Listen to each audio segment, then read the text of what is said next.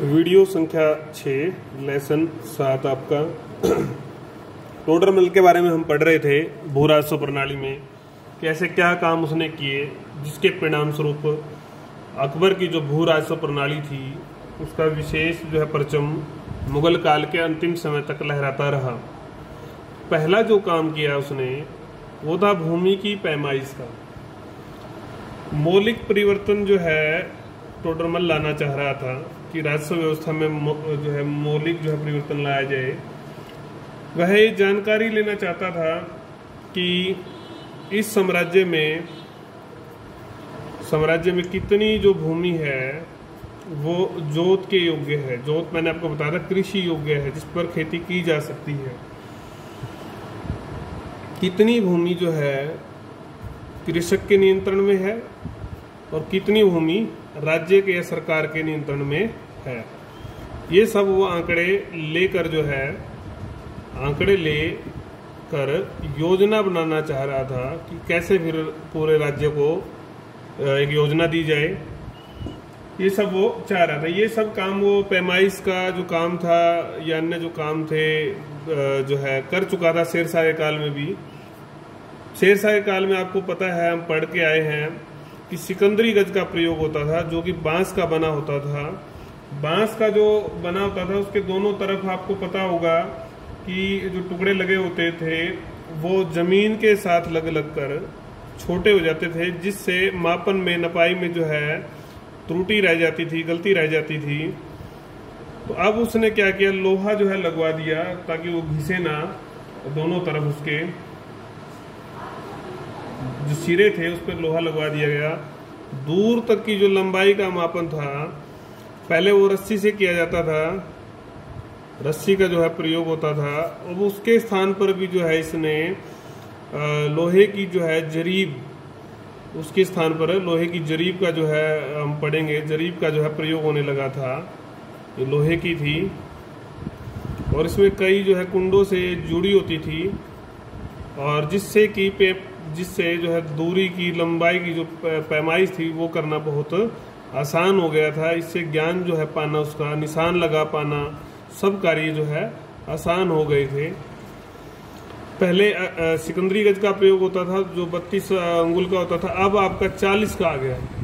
इससे क्या हुआ कि जो गुणांक था आपका जो है मतलब उसको गुणा करने में आसानी होती थी। 40 को 8 निशान लगाए जा सकते थे इसमें। तो इस सारे से कुल मिलाकर जो है मापन जो है उसका जो ज्ञान है वो छोटे के होने का ज्ञान जो है सब आसान हुआ और पैमाइश ठीक तरीके से संभव हो सकी। दूसरा बिंदु जो है वह भूमि का बंटवारा। संपूर्ण जो भूमि थी वो एक जैसी नहीं थी। जब भूमि एक जैसी नहीं होगी तो निर्धारण भी एक जैसा नहीं हो सकता। तो कर निर्धारण जो था वो भी एक जैसा नहीं था। क्या किया जाए इसके लिए? टोडरमल ने क्या किया, उपजाऊपन को आधार बनाकर भूमि को जो है 4 वर्गों में बांट दिया था। बांटा तो पहले भी जाता था उच्च, मध्यम, निम्न वर्गों में, लेकिन पहले बिना देखे ही रिश्वत के देकर जैसे जो लिखवाता उसको लिख लिया जाता था। लेकिन अब क्या हुआ, अब स्पष्ट जाकर हर किसान को जो प्रत्येक किसान को ऐसी सूचना दी गई कि उसको सर्वे किया गया और बताया गया कि आपकी जमीन जो है इस कैटेगरी में आती है, ये जमीन इतने की, ये इस तरह की है। तो वो वर्गीकरण कैसा था? पोलित जो भूमि थी, पहला जो कैटेगरी है उसमें 2 फसलें एक वर्ष में आप, इतनी अच्छी उपजाऊ भूमि होती थी कि दो फसलें आप ले सकते थे। सिंचाई की व्यवस्था भी यहाँ रहती थी। दूसरी जो कैटेगरी थी वो प्रोती, वर्ष में आप एक ही फसल ले सकते थे। विशेष रूप से तुलनात्मक जो है कम उपजाऊ थी, साधन जो है सिंचाई के भी कम ही थे यहाँ पर। चाचर जो भूमि थी यहाँ 2 या 3 वर्ष में एक फसल ले सकते थे आप। प्रकृति की या बारिश जो हम कहे, परमात्मा अगर खुश है तो यहाँ पर जो फसल हो जाती थी, नहीं तो कुछ भी नहीं हो पाता था। और अकाल का जो है साया यहाँ पर बना रहता था। कई बार कई साल बरसात नहीं होती तो अकाल पड़ जाता था। चौथी जो कैटेगरी है वो बंजर भूमि थी, रेतीली या जो पानी की जहाँ बिल्कुल कमी है अभाव है पानी का, वो ये जोत में नहीं आती थी, ना ही चरागाह जो है इसमें आते थे। तो ये भूमि जो है इसमें जो है मात्रा भी जो है इसकी काफ़ी थी ज़मीन की। ये हमने कैटेगरीज पढ़ ली, इस प्रकार से वर्गीकरण किया गया था। तीसरा जो भाग है सरकारी भाग को नियत करना, निश्चित करना। जब हमने अभी पढ़ा कि एक जैसी ना भूमि थी तो एक जैसा तो जो फिर वहाँ पर कर व्यवस्था भी कैसे होगी, निर्धारण कैसे होगा। तो इसके लिए 4 श्रेणियां अभी हमने पढ़ा, 4 श्रेणियों में भागों में जो है इसको बांटा गया था। तो औसत निकाला गया, एक औसतन पद्धति निकाली गई, उसके आधार पर ही जो है लगाया गया। हालांकि पोलज जो भूमि थी उस पर इतिहास में जो है निश्चित आता है उस 1/3 कर था, फरोती पर 1/5 था, और आपका जो चाचर था उस पर जो है 1/10 और बंजर पर नामात्र लगाया जाता था।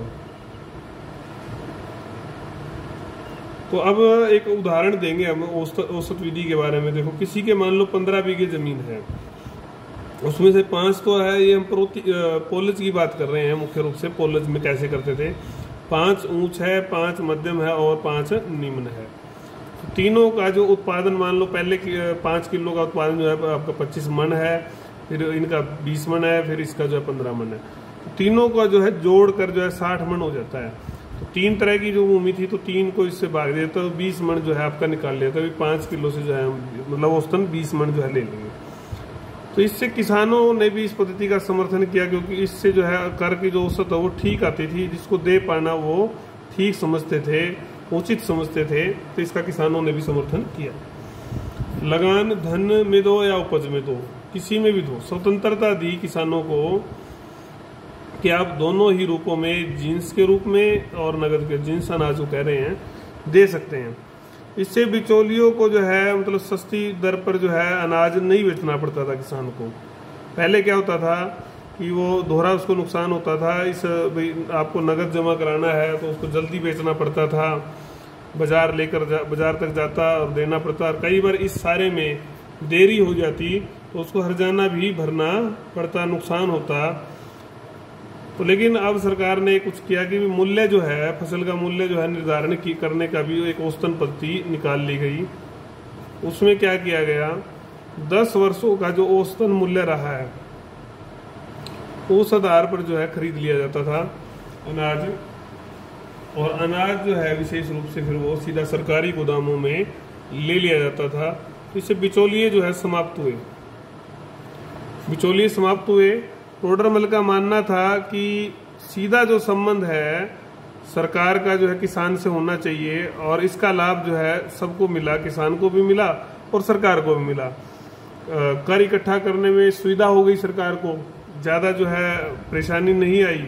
और किसानों ने इस कारण से अकबर के काल में विशेषकर जो है कोई विशेष जो है कर के लिए जो है विद्रोह नहीं किया। विशेष अधिकारियों की नियुक्ति, विशेष अधिकारियों की नियुक्ति, ध्येय तो यही था इसका। जब कोई ध्येय होता है पद्धति में परिवर्तन का, विशेष सुधार का, तो उसके परिणाम भी आते हैं। मुख्य जो ध्येय था वो था कि रिश्वत या कमीशन खोरी को नियंत्रित कर जो है ये मानसिकता जो है किसानों की भी और अधिकारियों की भी बदलनी है। तो इसके लिए इन्होंने क्या किया, कुछ नए अधिकारी लगाए। आमिल, बितिक्ची, आपका खजानेदार, पटवारी कानून को तो अपने पुराने अधिकारी हैं ही, कुछ पहले ही थे तो पटवारी कानून को, तो ये सब अधिकारी जो है लगाए गए। इन सब का आपस में एक दूसरे के ऊपर नियंत्रण भी था, सहयोग भी ये करते थे। खजाने की अगर हम बात करते हैं तो चाबी जो है 2 लोगों के पास रहती थी, ताकि वो कोई गड़बड़ जो है ना कर सकें। इस सारे से जो है कमीशन जो खाने की जो प्रणाली थी उस पर काबू पाया गया। अब एक व्यक्ति जो है कमीशन नहीं खा सकता, सबको भ्रष्ट होना पड़ेगा। तो इस से सबके हितों का जो है पोषण हुआ, किसान का भी और सरकार का भी। बाढ़ और अकाल के समय में हिदायत थी अकबर की ओर से, मुगल सम्राट की ओर से, कि ताकत का प्रयोग न किया जाए, धक्के से जो है अत्याचार करके कर न लिया जाए, बल्कि किसान को जो है सहायता दी जाए। अकाल या कोई महामारी आ गई और युद्ध जब होता था या सेना जो है किसी अभियान पर जो है गुजरती जाती, तो उस दौरान जो है कोई जो है नुकसान जो है किसान की फसल को हो जाता, घोड़े रोन देते थे या किसान रोन देते थे, उसकी भरपाई जो है की जाती थी। हालांकि जो है ये व्यवहार में जो है कम ही आया, ये बिंदु था जो ये पद्धति थी, लेकिन फिर भी नियम बना रखा था। शिकायतों में रुचि जो है स्वयं जो है टोडरमल भी लेता था और शासक भी लेता था। अधिकारी वर्ग के खिलाफ कोई भी शिकायत आती तो उसके खिलाफ कठोर जो व्यक्तित्व था तो कठोर कार्रवाई वो करता। तो अब हम बात कर रहे थे आपसे कठोर कार्रवाई की। तो कुल मिलाकर मौलिक तौर पर इस शासन व्यवस्था, इस तंत्र व्यवस्था को जो है अपनाया गया और इसका लाभ भी हुआ। अब हम बात करेंगे पद्धतियों की। तो पद्धतियां क्या क्या थी, हमने भी तो पढ़ लिया कि सब में एक जैसा नहीं था, जैसा क्षेत्र था जैसी परिस्थिति थी उसी के अनुरूप उसके अनुसार जो है ध्यान दिया गया। कि आईने अकबरी की अगर हम बात करते हैं, निर्णय लिए गए, तो आईने अकबरी में एक जगह आता है कि कर निर्धारण की पद्धतियों के लिए दस्तूर शब्द है। क्या है? दस्तूर। उसका मतलब यही था कि जमा और हासिल के बीच जो है ना एक संतुलन बनाना है। जमा हम पहले भी बात कर चुके कि जो अनुमानित आय है भाई इतनी आय हो जाएगी, 20 लाख रुपए यहाँ से आ जाएंगे, हासिल मान लो 15 लाख हुए तो संतुलन नहीं बना ना, तो असंतुलित हो गया। जब आपने अनुमान लगाया था 20 और आए आपके 15। तो अब हम बात करेंगे विशेष रूप से जब्ती प्रणाली की। जब्ती प्रणाली का सर्वाधिक प्रयोग हुआ पूरे क्षेत्र में, आधे साम्राज्य में यही पद्धति चलती थी विशेष रूप से। टोडरमल इसको लेकर आए थे। पंजाब, दिल्ली, आपका आगरा, आपका इलाहाबाद, मालवा, अजमेर, मुल्तान, अवध, इन सब प्रांतों में ये पद्धति लागू थी। इस पद्धति को पूरी तरह से लागू करने से पहले मुजफ्फर खां और टोडरमल ने सफल प्रयोग कई इलाकों में कर चुके थे वो लोग।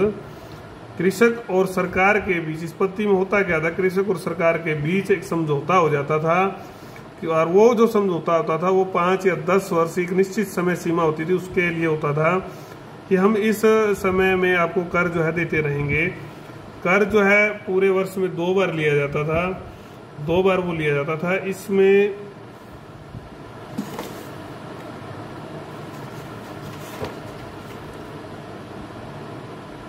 प्रशासन से जुड़े हुए जो अधिकारी थे भूमि की पैमाइश करते, वो उत्पादन क्षमता को देखते कि उत्पादन क्षमता यहाँ पर कितनी होगी, भूमि की किस्म देखते। हमने भूमि के 4 वर्गीकरण पढ़े थे, उस अरे को देख कर निर्धारित करते थे।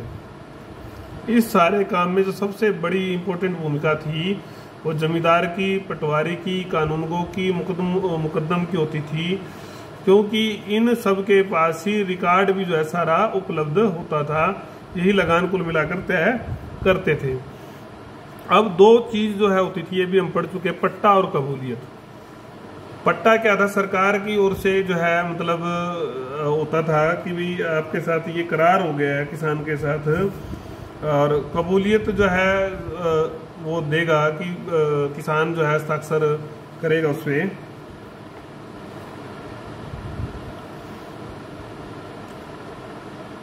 जब कार्रवाई कर लेते थे तो कृषक को सरकार की कर नीति की जानकारी देकर उसे पट्टा दे देते थे, ये पट्टा कर लिया नामक पत्र देते थे। और पत्र का दूसरा भाग कबूलियत होता था। कबूलियत पर जो है किसान कबूल करता था कि भाई मैं जो है कर देता रहूंगा, समय से जो है कर दूंगा।